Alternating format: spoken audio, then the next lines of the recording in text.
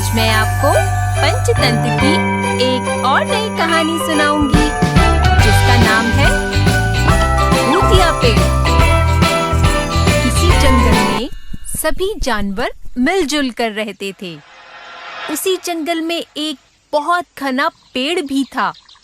सभी जानवर उस पेड़ से दूर ही रहते थे क्योंकि उन सब का मानना था कि उस पेड़ पर भूत रहता है।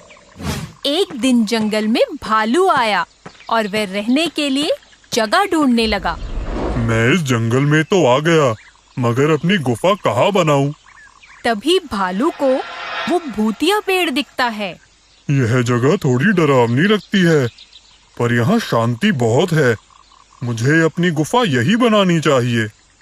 भालू उस पेड़ के नीचे पहुँचता ही है कि तभी वहाँ बंदर और हाथी आ जाते हैं और भालू को वहाँ अकेला देखकर बंदर बोलता है, अरे भालू भाई, तुम यहाँ अकेले क्या कर रहे हो? मैं यहाँ रहने के लिए गुफा बना रहा हूँ। भालू भाई, तुम यहाँ अपनी गुफा नहीं बना सकते।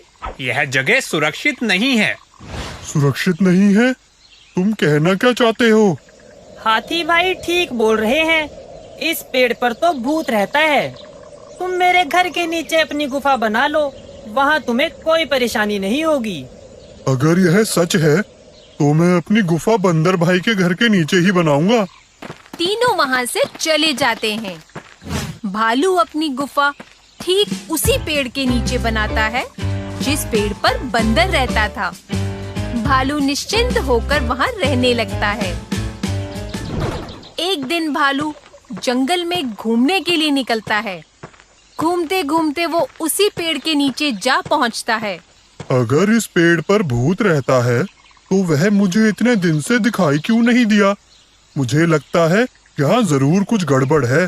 भालू के ऐसा कहते ही पेड़ के ऊपर से आवाज आती है, तुम यहाँ आ तो गए हो, लेकिन जा नहीं पाओगे। मैं तुम्हें खा जाऊंगा। कौन है यहाँ? मैं इस पेड़ पर रहने वाला भूत हूँ। भालू डर कर वहाँ से भाग जाता है। भूत भूत, भागो भागो। अपनी गुफा में पहुंचकर भालू बंदर को बुलाता है। अरे भाई, क्या हुआ? क्यों चिल्ला रहे हो? बंदर भाई, मैंने अभी भूत देखा, वही उस पेड़ के नीचे। क्या भूत? मैंने तुम्हें वहाँ अकेले जाने से मना किया था।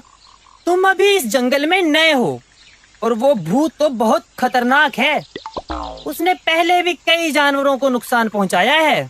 मुझे तुम्हारी बात मान लेनी चाहिए थी।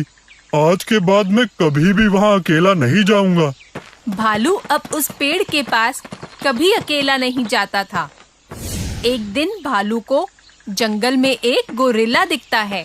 लगता है ये गोरिल्ला जंगल में नया आया है, वरना आज से पहले तो मैंने इसे कभी नहीं देखा। भालू उसके पीछे चल पड़ता है। कुछ दूर जाने के बाद भालू देखता है कि गोरिल्ला उसी पेड़ पर चढ़ जाता है जिस पेड़ पर भूत रहता है। यह देखकर भालू बंदर के पास जाता है।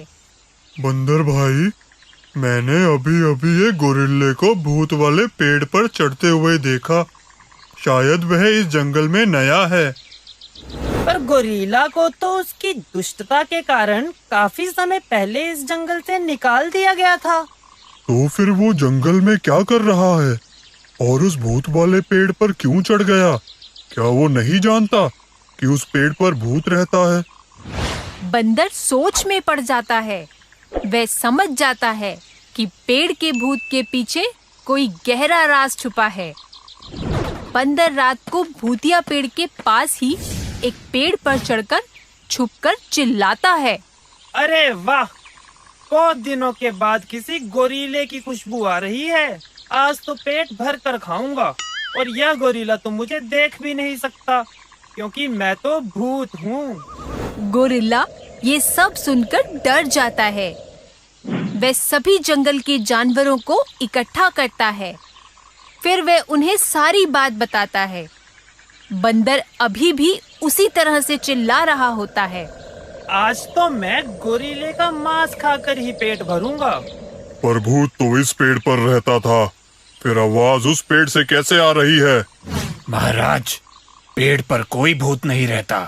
आपने मुझे जंगल से निकाल दिया था, इसलिए मैं इस पेड़ पर आप सबसे छुपकर रहता था। सभी जानवरों को मैंने ही भूत बनकर डराया था, जिससे कोई मुझे देख ना सके।